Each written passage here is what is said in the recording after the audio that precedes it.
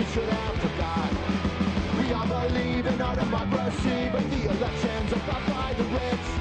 The establishment favors a 1%. It's a fix that we just can't quit. How long will it take us to finally make something new? When will we wake up and finally stop getting screwed? It's a prophecy, not democracy, and we're all being used. How long will it take us to make something new? Hello, and welcome to You Are Here, where we carry the discourse forward towards a deeper, more nuanced understanding of where we are, where we want to be, and how we get there. I'm your host, Dave Frank, and today we're going to speak with Dr. Bill Honigman, retired ER doctor and longtime political activist, organizer with the Progressive Democrats of America. We'll be talking about the importance of attaining single-payer health care in California, and we're going to address the myths promoted by groups opposed to single-payer and explore the causes and consequences of the recent decision to pull the CalCare bill without a vote from the California Legislative Assembly. Welcome, Dr. Bill. Hey, thanks so much, Dave. Great to be with you. Really appreciate having me on the show. Right on. Well, it's a real gift to have you here. Your reputation precedes you. There are a whole bunch of folks who have said great things about you. I've seen you in meetings over the last couple of years on CalCare in my capacity as an elected delegate to the California Democratic Party here in our community on the North Coast. And again, it's a real honor to have you here. I'm looking forward to hearing your insights and observations about single payer and kind of about what went down so that it turns out that we didn't actually pass it out of the assembly here this week on Monday. Before we dive into some of the meat and potatoes about it, for folks who aren't aware, we've been following this AB 1400 bill here on the show. I talked to Phil Kim, community organizer for California Nurses Association, and Patty Harvey and Corinne Fragoni, co-chairs of Humboldt chapter of Healthcare for All, Physicians for a National Healthcare Program, and our own Senator Mike McGuire. He's one of the principal co-authors of the bill. So, like I said, for folks that didn't know, Monday was the deadline for the California Assembly to act on legislation this session. And this was one of the most important and anticipated pieces of legislation this year, AB 1400. It's called Guaranteed Healthcare for All, commonly referred to as CalCare. That vote did not happen. So, Dr. Bill, we're going to explore a little bit about sort of your understanding of what is the importance of the single payer for people, for folks that just don't really know. We're going to, like I said, debunk some of the myths about it. And we're going to talk, then we'll get into the inside baseball about what actually happened, why we didn't get the vote. Finally, we'll talk about next steps, things people can do to get involved.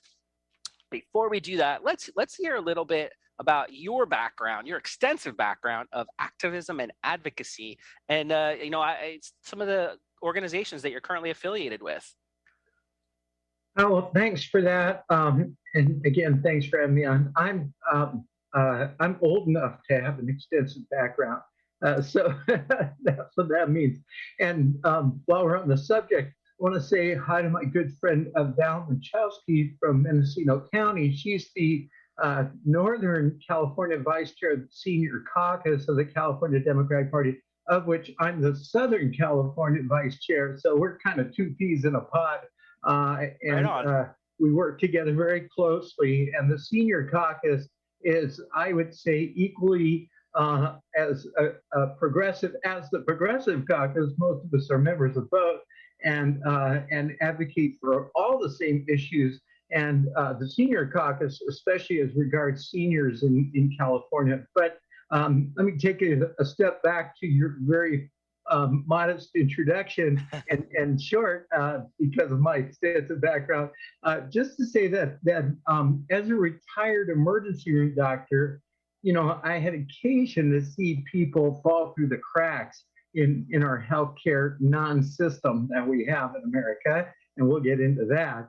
But also, I've been a long-time political junkie. You could call me an activist, but I would say a junkie because I tend to get involved, and that comes from my youth of growing up with the protesting that we did over the Vietnam War, and and very early on recognized the need for environmental protection and the conversion to clean renewable energy, which of course has not happened as well as universal health care.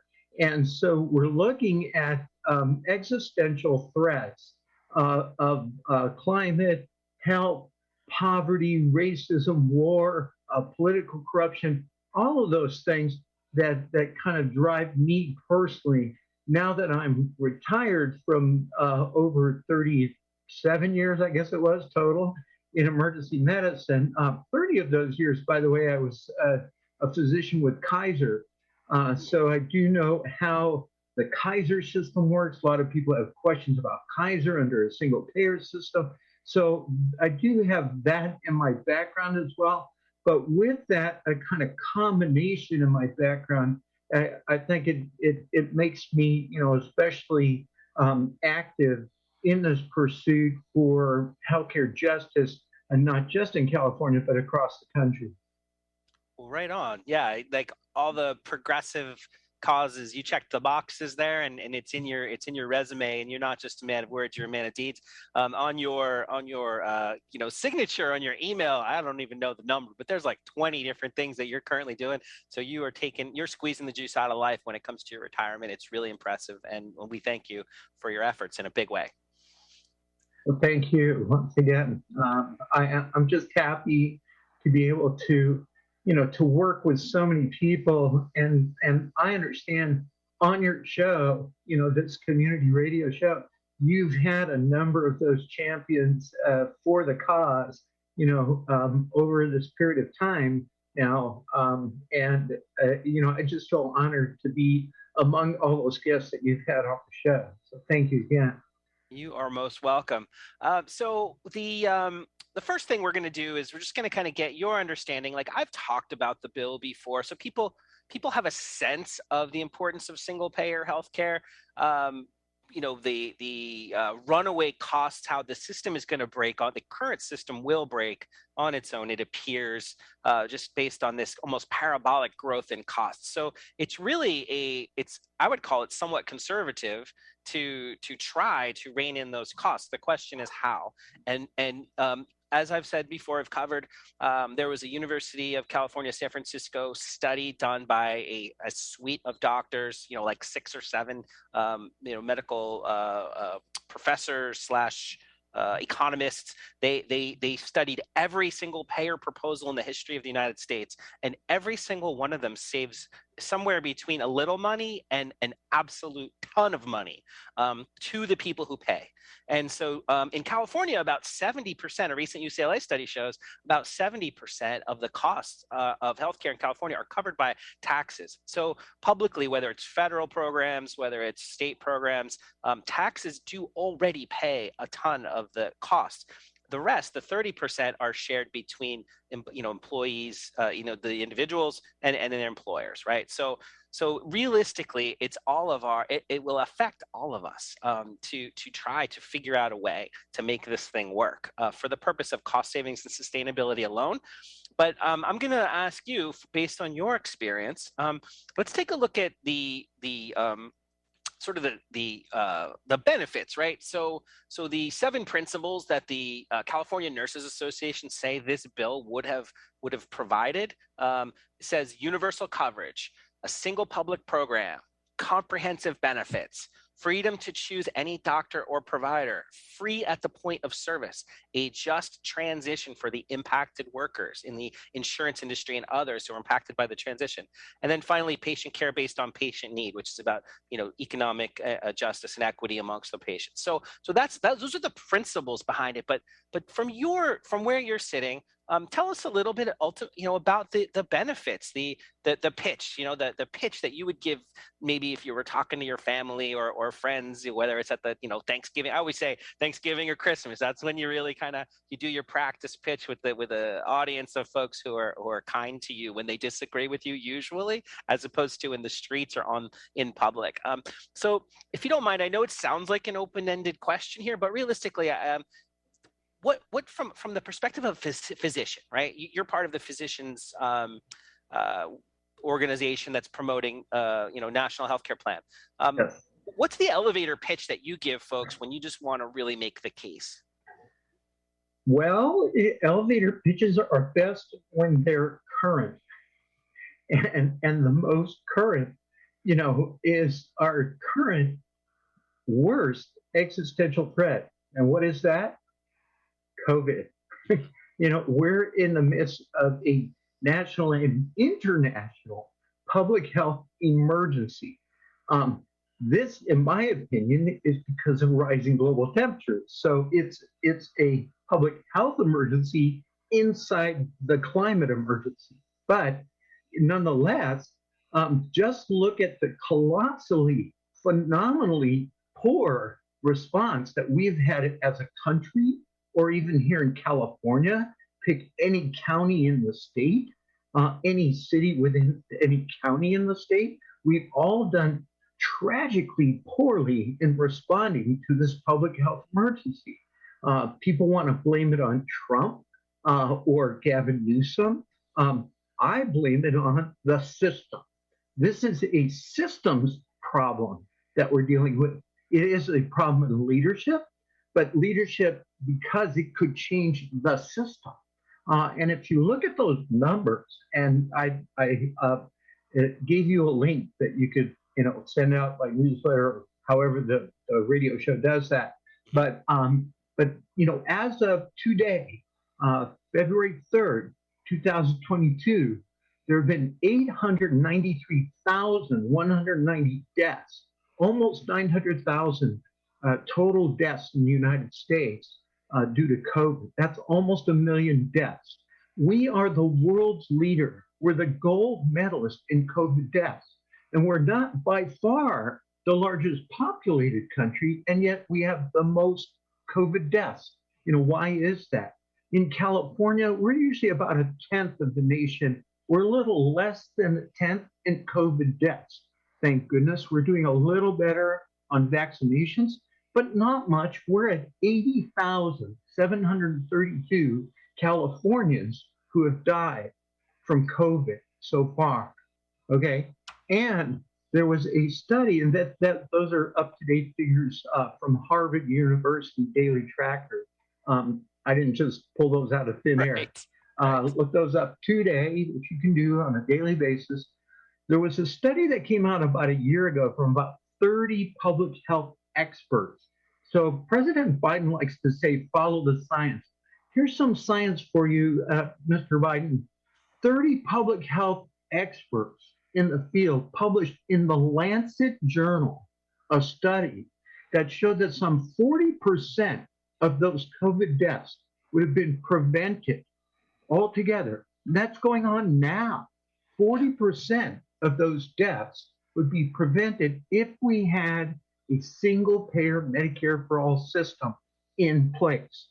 That's a healthcare system in which you could prioritize resources so that you can do universal testing, contact tracing, and take care of everybody's healthcare needs to make it so we're all at less risk of having a bad outcome from COVID.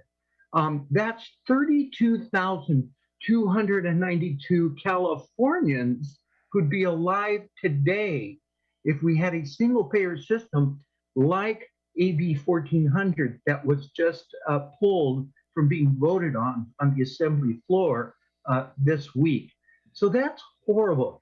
That should never have failed to get enough California Democrats in the assembly to vote it through to passage.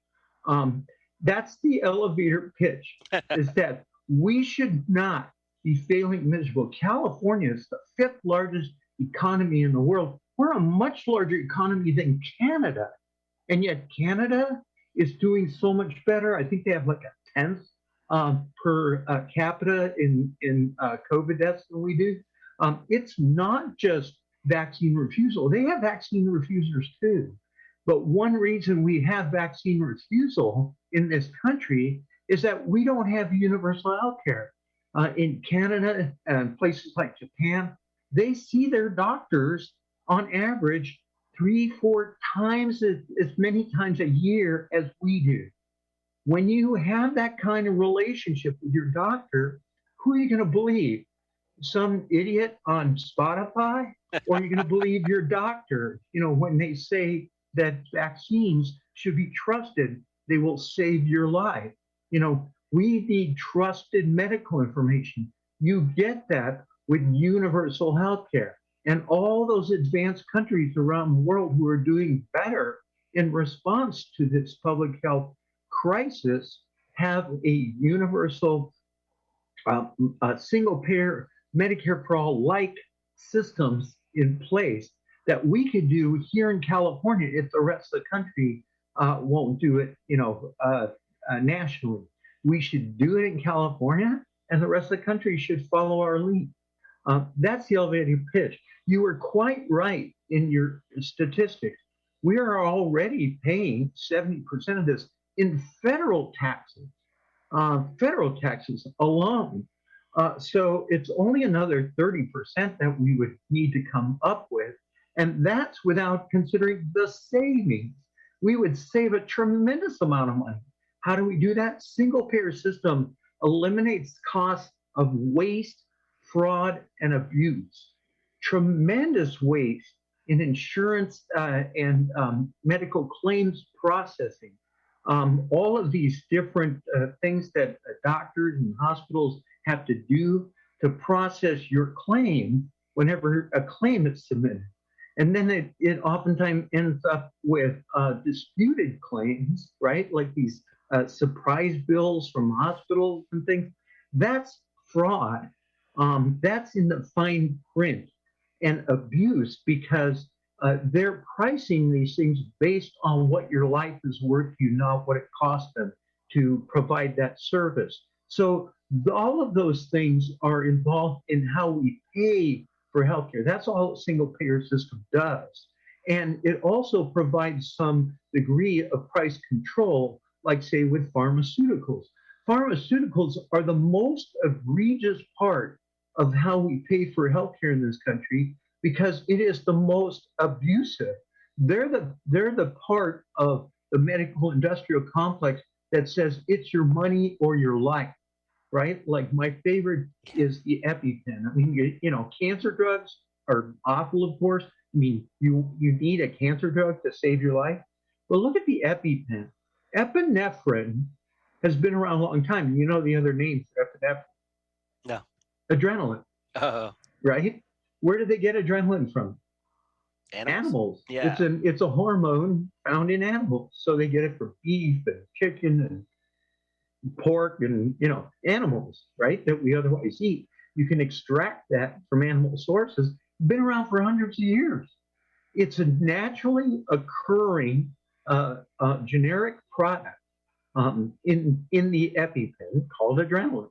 That's purified and that kind of thing. But it costs, I'm sure, pennies. Yeah. So let's give it 25 cents that it costs to produce one dose of epi in an epinephrine in an EpiPen. Then we'll give you a syringe. Doesn't have to be a fancy one like they sell with an auto with a spring-loaded thing. Remember those little syringes that they used in all the World War II movies? At least when I was a kid. Little tiny thing. They give morphine. Oh, I think I saw it in Saving Private Ryan. I saw them giving one of those. But it's a little tiny glass syringe, preloaded. You can push the plunger. You know what that would cost? I'm thinking, I don't know. Let's say $1. Let's say the whole system costs $1.25. Let's let the pharmaceutical company mark it up to $5 or $10. Okay, so they can have some profit, some money for distribution, all that kind of thing. Say I don't know, market it. I don't think you should market drugs, but anyhow, let's give them $5 or $10 per unit. You know what they charge for an EpiPen? It's ungodly. $350 per unit. And it's a liquid, so it has planned obsolescence. It has a short shelf life. So you have to replace them every 3 or 4 months. They expire. Okay, liquids expire more quickly than pills, right? So you have to keep replacing them, and they sell it in a 2-pack. because you have to keep one in the car, one in the house, one in the boat, whatever. So they sell them in 2 packs. So you're stuck for a bill of $700 that should cost you $20. That's egregious. That's predatory pricing. That's mafia, style business practice. So it's waste, fraud, and abuse that you cut out. When you cut all of that out, it brings the price down so far that it's completely affordable. What we're talking about for that remainder, that 30%, that gets everyone who lives in California. Doesn't matter what your status is, or, how much money you make, your documentation status, all that stuff.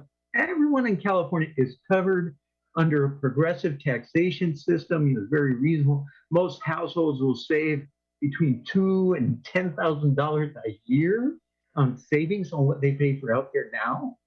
Businesses will save per employee between $5,000 and $10,000 per employee per year.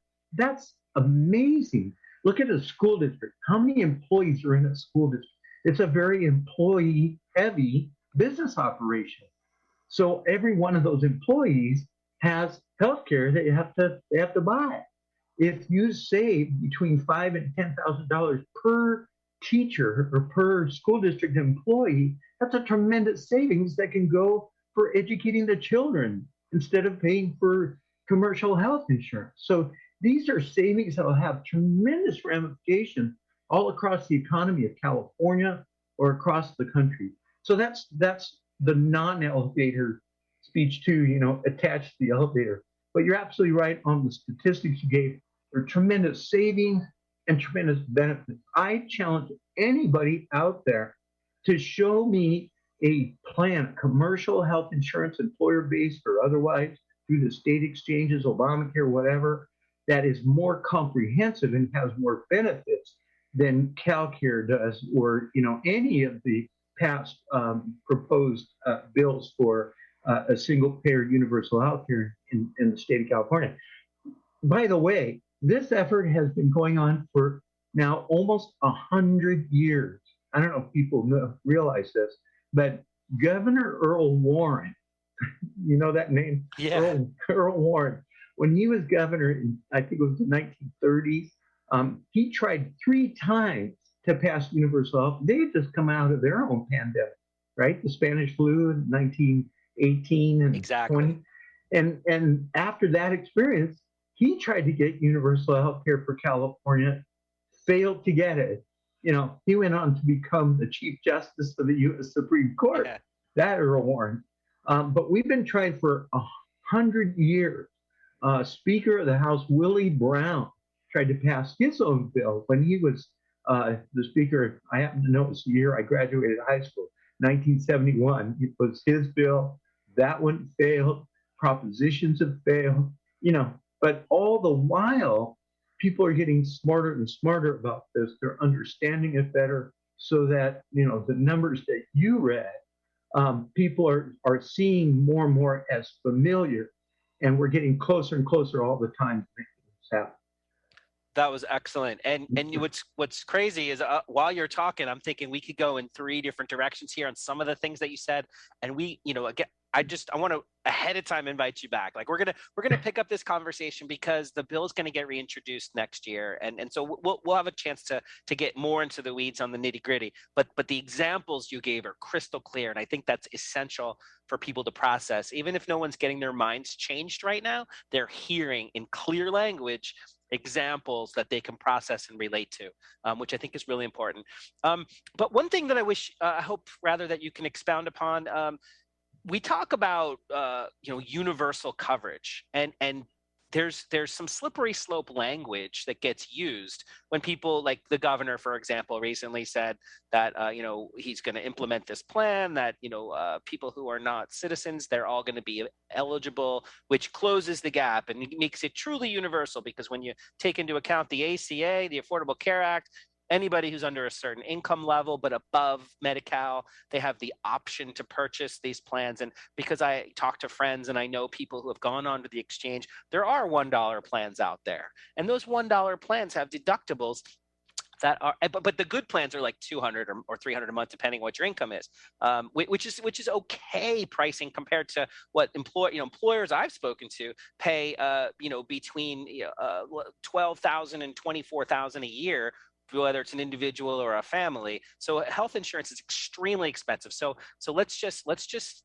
give them that their worldview, the people that speak about insurance coverage. But what about, can you speak to the 12 million Californians who don't use their health insurance because it doesn't cover things, because they're afraid for the cost? They're afraid that when they go to the hospital, their insurance isn't going to cover it, with it, not just the deductible that they can't afford, but on a line by line basis. Even Medicare only covers 80%.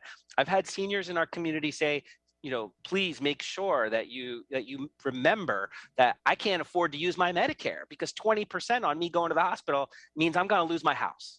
So can you speak to that piece of the underinsured, unmentioned, unspoken flaw in our current system? Let me take you back, not 100 years this time, but what is it, 12 years, I think, to 2010, when the Affordable Care Act was passed. Actually, that's the short name. It's the Patient Protection and Affordable Care Act.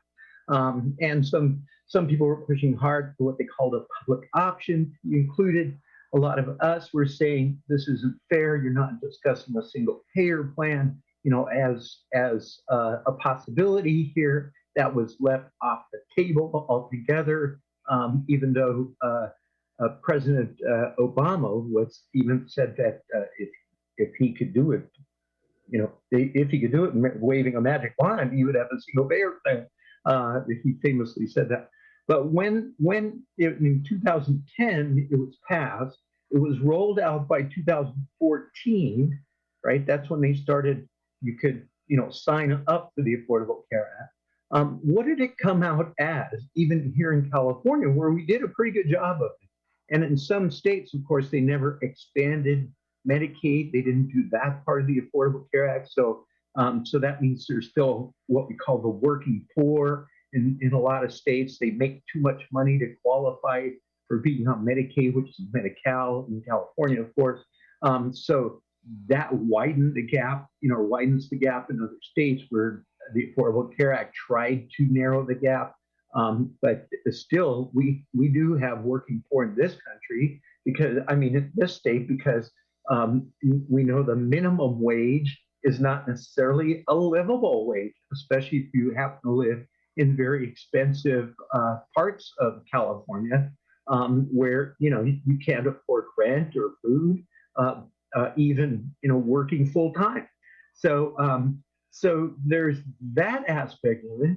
But worse than that, they came out with these tiered plans, right? Gold, bronze, silver, whatever.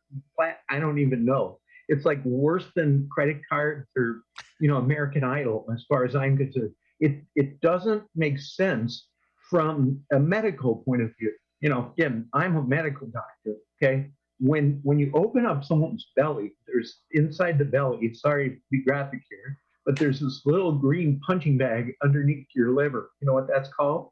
No. The gallbladder. Okay. I didn't know it was you green. You weren't listening during anatomy class. No, I didn't know it was green. It's green. It's bright green. You can't miss it. So I say everybody should be on the green plan, okay? Because everybody's gallbladder is green. In fact, bright green. We all have a gallbladder. When it acts up, guess what? We all need the same treatment for your green gallbladder. Why don't we all have the green plan? When you pull up at a traffic signal, are there different plans for different people depending on what they can pay? Right. No, the traffic signal has 3 different colors. You follow the directions. That's a public health advisory. If you don't follow the instructions of the traffic signal, you're going to be in a crunch. Likely die or get maimed in a car accident, or worse yet, hurt somebody else. That's a public health measure, a traffic signal. So it doesn't make any sense to have these different tiers. So saying that we have coverage doesn't make sense, because the coverage is different for different people. And having different plans, like some people are very proud of their negotiated Cadillac plan that they have. Well, I'll tell you that doesn't matter how good your plan is.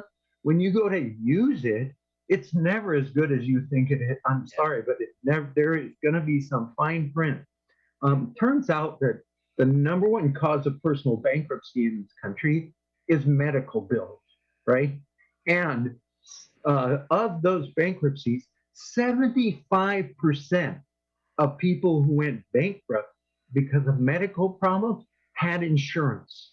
So we not only have a problem of the uninsured, which, talking about getting everybody insurance, okay, fine, you're eliminating the uninsured, but you're not taking care of the underinsured. Yep. It turns out that a full third of people are underinsured. That means they have a plan that's not going to take care of their health needs, or they have so high fees involved, like copays, deductibles, point of service fees, hospital bills, out of network expenses, all that stuff, that you don't have at all in a single payer system. So if anybody wants to say that giving more coverage to more people makes it universal, I say that's a bunch of hooey. Okay. That's polite. You need universal healthcare means all the people get all the care. If you don't have both alls in there, it's not truly universal. I think it's wonderful to get more people more care. I'll never argue with that. Get more people more care. But you're not going to do a serious attempt at reform where you eliminate the waste, fraud, until you eliminate the waste, fraud, abuse, where you get people, those numbers that I mentioned about COVID, those deaths are because we can't allocate the resources as a people. The public don't have input in that. They're commercial decision making. Those are market decisions that are being made. Where is it marketable? And especially, I would say this applies to what we call healthcare deserts, which, I'm sure your listeners would be very attuned to rural California, rural America's needs. Very much so. Very much. That's right. So, inner city as well, but what we call healthcare deserts, they're not marketable. That's why they're closing hospitals in rural areas and inner city areas, because they don't have the markets that they have in suburban areas of the country. And that's a business decision where we need public decision. We need public input to make those decisions, not business or market share input. So that's the problem with that whole line of reasoning. Coverage, or another way of saying it is, coverage is not care. It depends on what the coverage is. Dr. Bill, thanks for that comprehensive explanation of underinsured. I have to let folks out there know now. You are listening to You Are Here. I'm your host, Dave Frank, and today we're speaking with Dr. Bill Honigman, retired ER doctor and longtime political activist and organizer with Progressive Democrats of America. We're talking about the importance of attaining single-payer healthcare in California and nationwide. We're addressing the myths We're about to address the myths promoted by groups opposed to single-payer and explore the causes and consequences of the recent decision to pull the CalCare bill without a vote in the California Legislative Assembly. Thanks, Dr. Bill. We got real deep on the making the case, which I think is the most important part, and for sort of beginning to crack the shell of people who I don't know the cliche that could be used, but basically like people are there are entities and organizations that are resistant to this idea, and they influence and exert power where power lies, which is in the assembly. So before we get into any of that inside baseball about what actually happened, I think it's really important. Let's continue where we left off, and let's talk about, for folks who say this was a flawed bill, and there's several lines of reasoning here.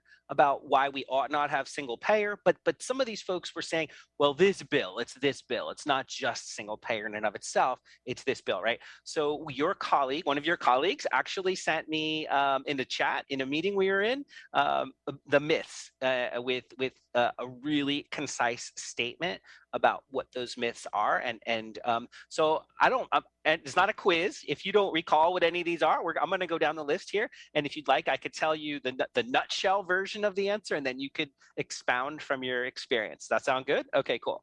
So first, I'm going to just tell people what those myths are, and then we'll go through them one by one, because I think it's really important.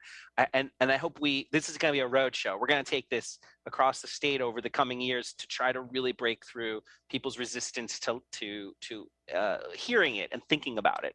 So the myths were that number one, it's going to raise your taxes. Number two, it's going to take away your choices. Number three, it's going to cost us billions. And number four, your care is going to get rationed. And number five, loads of jobs are going to be lost.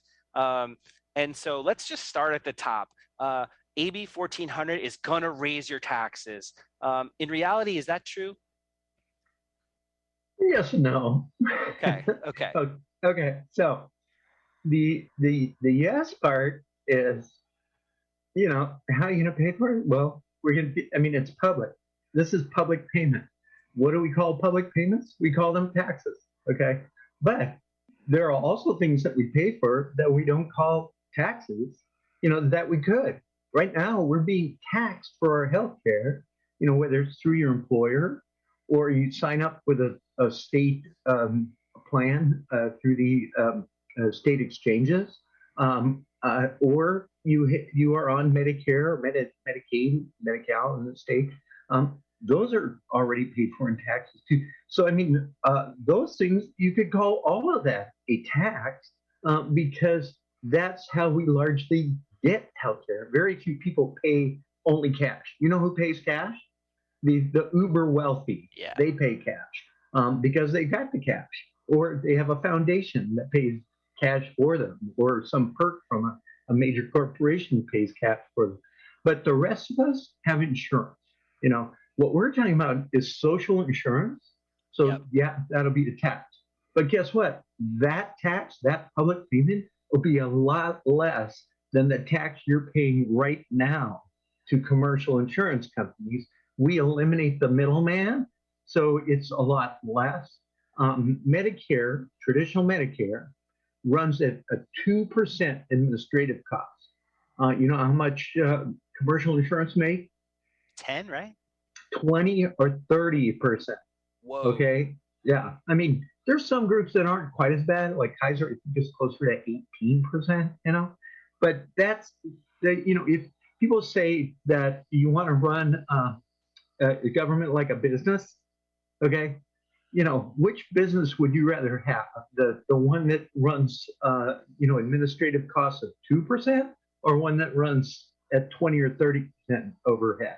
You want the one that runs at 2%.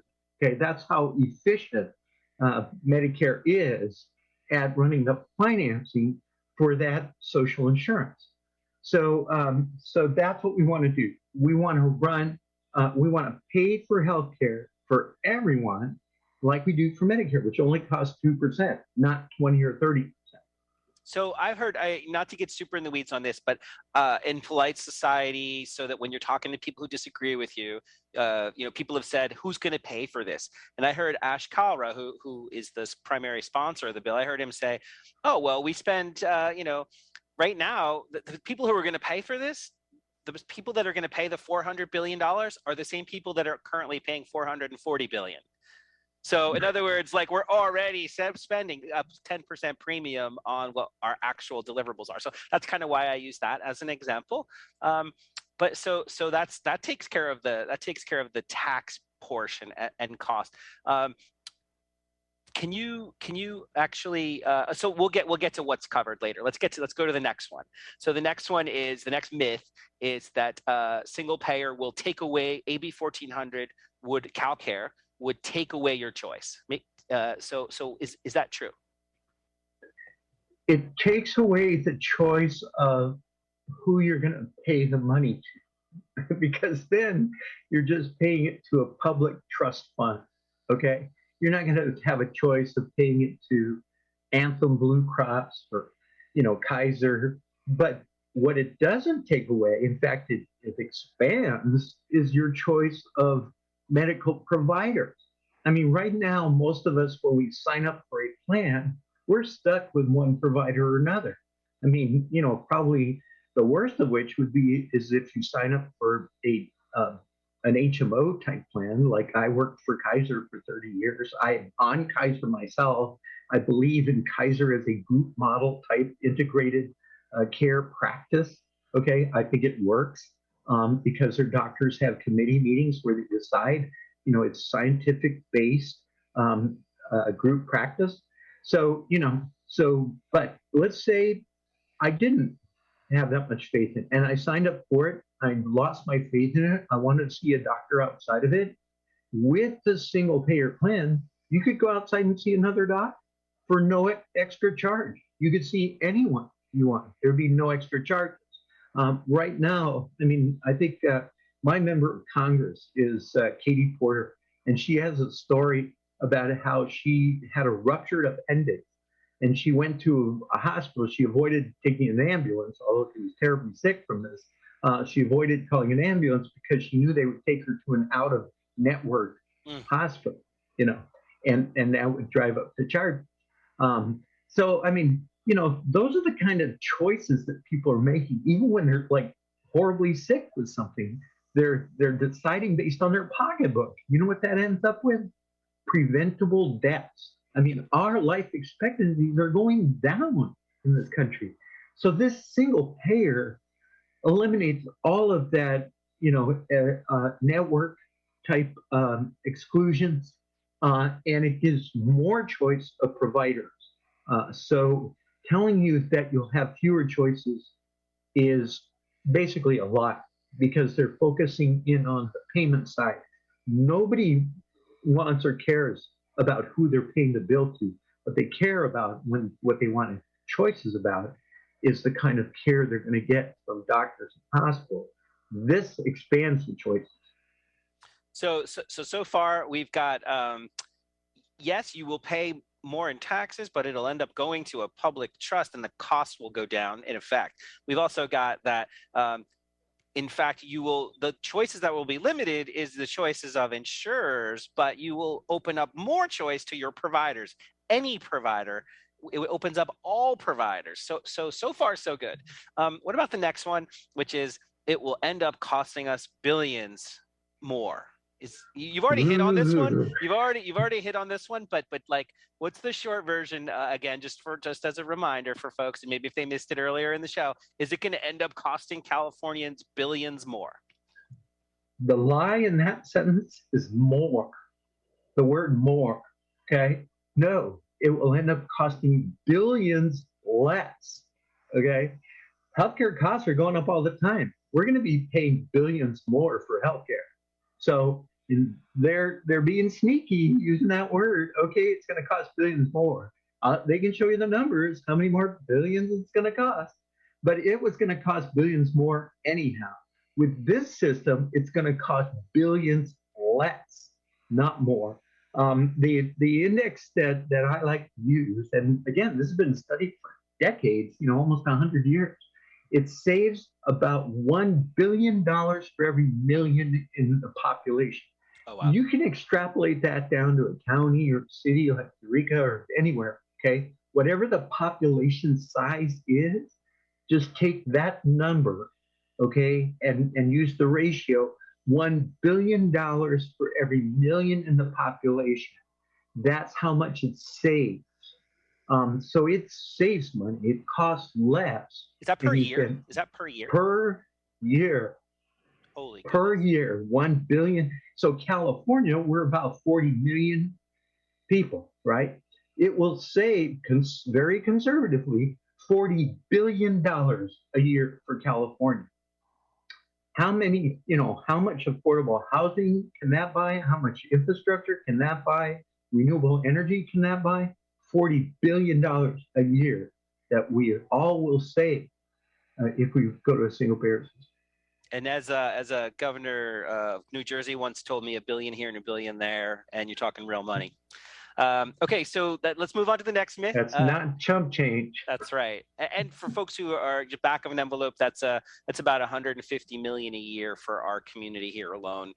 So over a 10-year period without growth, that's over $1.5 billion. That's an awful lot of money that we could look to save. So we're talking real money. Which is also, Dave, why everyone running for public office should have an opinion on this. Okay, because it affects schools, towns, cities, counties. They should all have an opinion on this. And there's resolutions going on across the country in cities and school districts. And they're all saying, yes, we need Medicare for all because it's going to save our schools, our cities, and our counties so much money if we do. That's why they can't brush it off saying, oh, this is a federal issue, this is a state issue. No, it's a local issue too. Right on. All right, next myth. We got two left. Next myth is that your care will be rationed. I've heard people talk about how in Canada you have to wait forever to see a doctor, etc. So is our care? Are we going to get less care? Very scary. Right. Less Very care for scary. us. No, complete myth. And there are excellent scientific studies that show that Canadians don't wait any longer than we do for care. Especially, even routine care, but especially emergent care, they get taken care of right away. But I'll offer you one bit of proof. Okay, they live longer than we do. If they had to wait longer for medical care, do you think they would have a greater life expectancy? It's kind of like the old argument that Canadian drugs are worse. Right. They're not as good as American drugs, or Mexican drugs aren't as good as American drugs. No, they have better life expectancy. You would think if it was worse, they'd be dying from that kind of, abuse and neglect. They don't wait any longer. Routine things, yes, wait for the more urgent things. Yeah. And that's the way it should be. That's prioritization. That's triage. No, they don't wait longer. In general, in Canada, again, that's the payment. I'll tell you is that everything in life is rational. I mean, when you look in the refrigerator, you say, okay, do I have enough whatever to last? So I mean, you're going to ration everything. So the question is, who do you want doing the rationing? A corporate boardroom, because that's what we have now. That's who's rationing. Or we the people. Do you want the people to do the rationing? Do you want a public board like this CalCare AB 1400 set up a public board to do the rationing? That's what's done already with Medicare. And seniors generally like Medicare. We don't like the Part A, Part B, C, D, all that stuff, and out-of-pocket costs for drugs and that kind of thing. No, but the care that you get from Medicare is generally quite good. The VA has excellent outcomes. Once you qualify for the VA system, they have excellent outcomes. They don't wait longer for care either. So that's how, that's the difference in the rationing. It's done by the public, by the people, instead of some corporate entity looking at their bottom line. And just one more word on this, okay? That is, when you have commercial entities doing the rationing for something that's a public need, that's immoral, okay? Because they're skimming off the top. They're taking away resources that could be applied to that need. So that can't work. It has to be public. It has to be the people deciding on what needs to go where, when, not a commercial entity, because they're taking away resources that could be applied to that need. And you said one more, but I'm going to toss one back at you for the corollary question on this one. our existing care system has limitations to the variety of services we are eligible for. So, for example, I know presidential candidate Bernie Sanders, when he was talking about trying to influence current President Joe Biden to expand Medicare services, one of the things that he mentioned was dental, vision, hearing, long-term care. These are all things that are very, very difficult to get and pay for. Can you speak to that a little bit, please?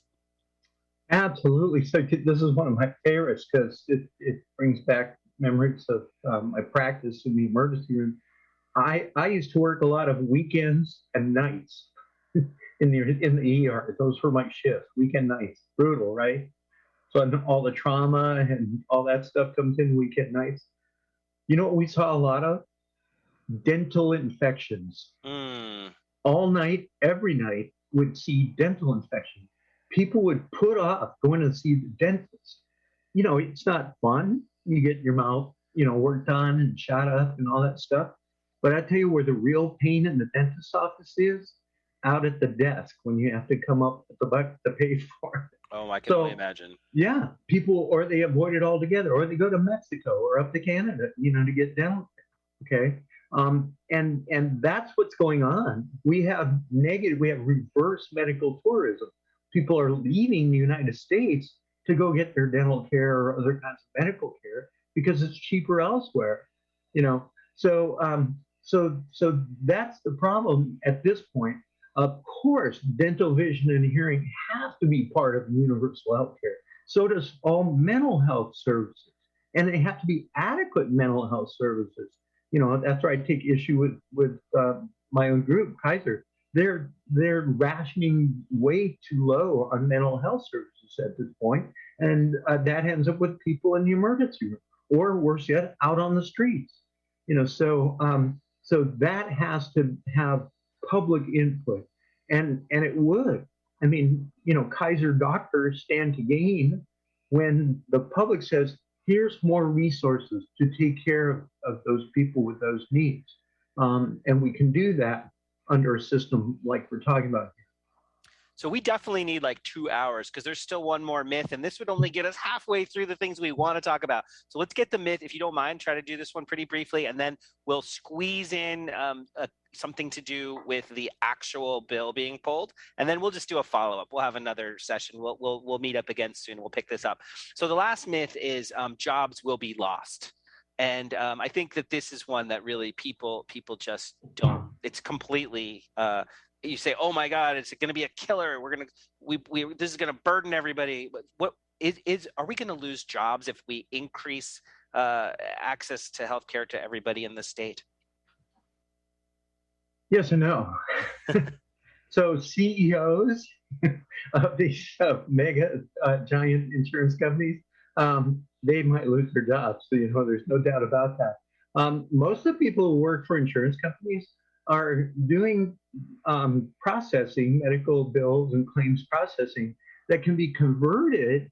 Those jobs can be converted into healthcare facilitating jobs because they know what people need for their diabetic care or, home care or whatever. They know what they need. So instead of saying, no, we're not going to pay for it, to say, here's what you need.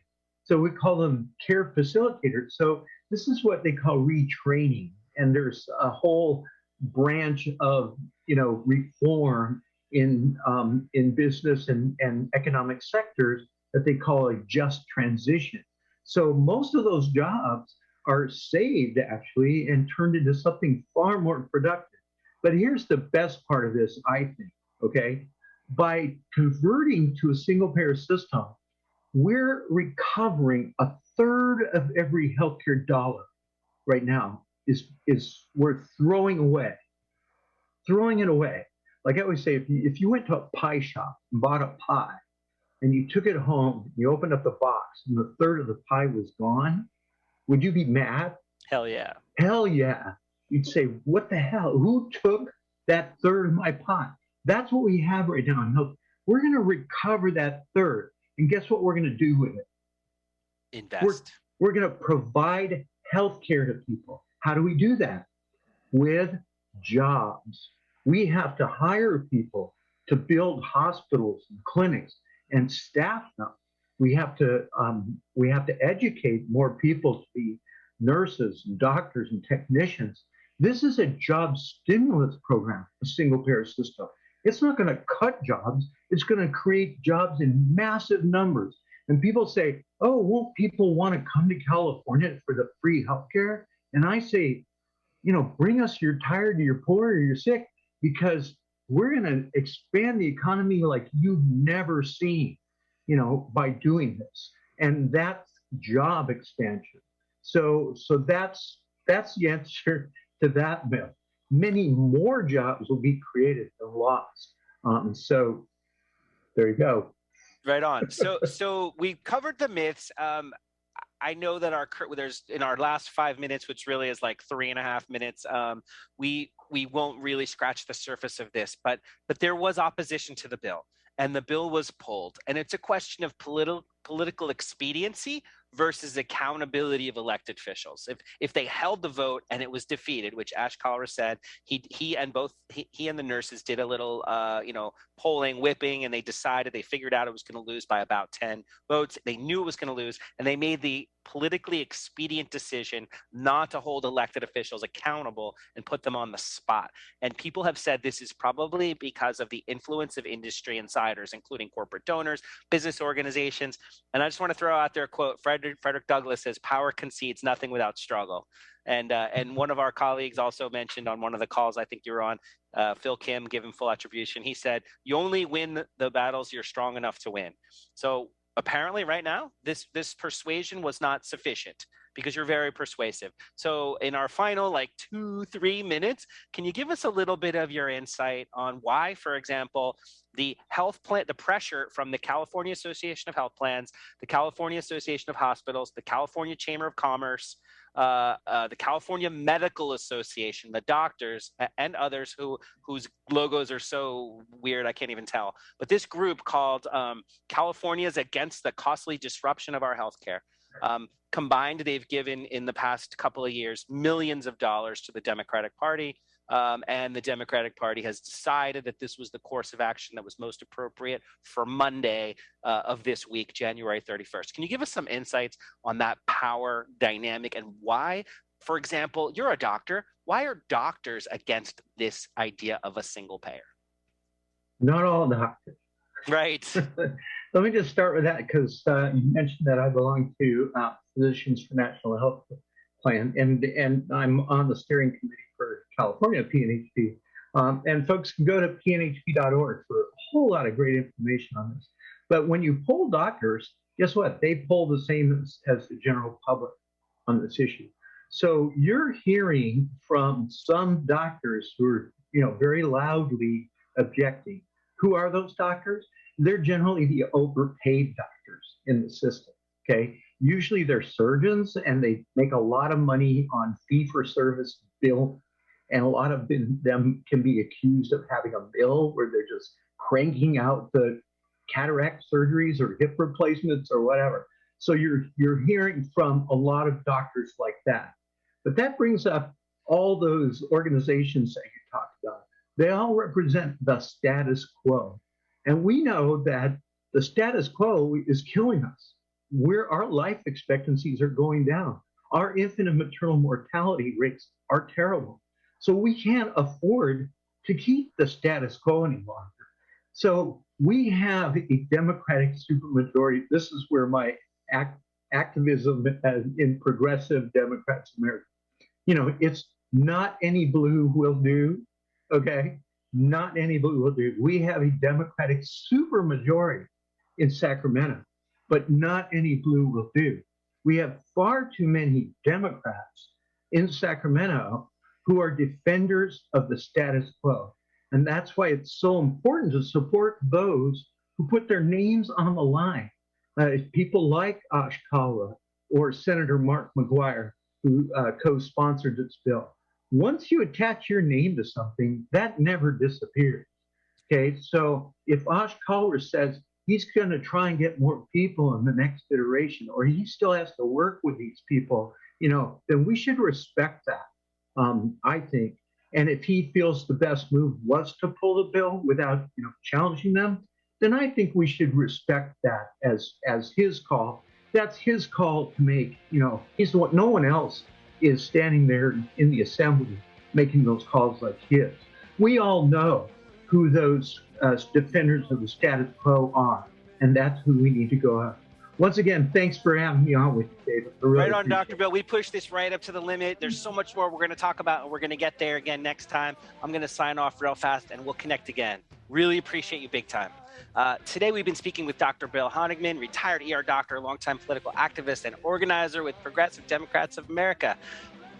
We can channel our own collective experience and wisdom, articulate a vision, build a consensus, and organize to create a path towards a better future. A big thank you to Tanya for engineering the show. Thank you out there for listening. It's time for new ideas. Fight the good fight. You are the government. And until next time, this is your host, Dave Frank, and you are here.